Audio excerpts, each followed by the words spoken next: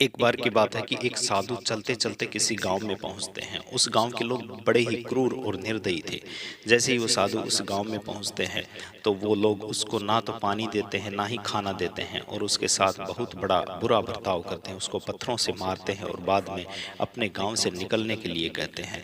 जैसे ही वो साधु उस गांव से निकलता है तो निकलते निकलते वह कहता है कि इस गांव के लोग सदा सुखी रहें और एक जगह बसे रहें। जैसे ही वह चलते चलते दूसरे गांव में पहुंचता है तो उस गांव के निवासी बहुत ही सीधे स्वभाव के और दूसरों की सेवा करना ही अपना परम धर्म समझते थे।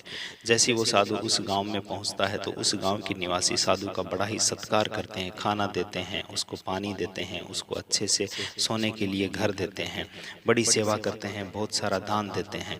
अगले दिन जब वह साधु सुबह जाता है तो चलते चलते उस गांव के निवासियों के लिए बोलता है कि तुम लोग सारे उजड़ जाओ। इतना सुनते ही उस गांव के निवासी बड़े ही आश्चर्यचकित रह गए। उन्होंने साधु के पास जाकर के बोला कि महाराज, हमने तो आपकी इतनी सेवा की और फिर भी आपने हमें और हम लोगों को, हमारे गांव वालों को इतना बुरा आशीर्वाद दिया। उस गांव के सारे ही निवासी उस साधु के पीछे पीछे जाते हैं और उनसे आखिरकार पूछते हैं कि जिन लोगों ने आपको कुछ भी नहीं दिया, धक्के मार करके बाहर निकाल दिया, उनको आपने बस जाने का आशीर्वाद दिया कि आबाद रहो, और हमें उजड़ जाने का आशीर्वाद दिया।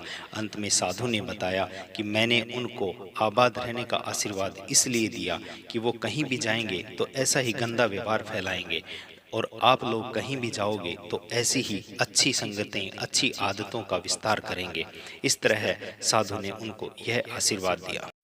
और साधु की बात सुनकर के गांव वाले वापस अपने घर आ जाते हैं खुशी खुशी।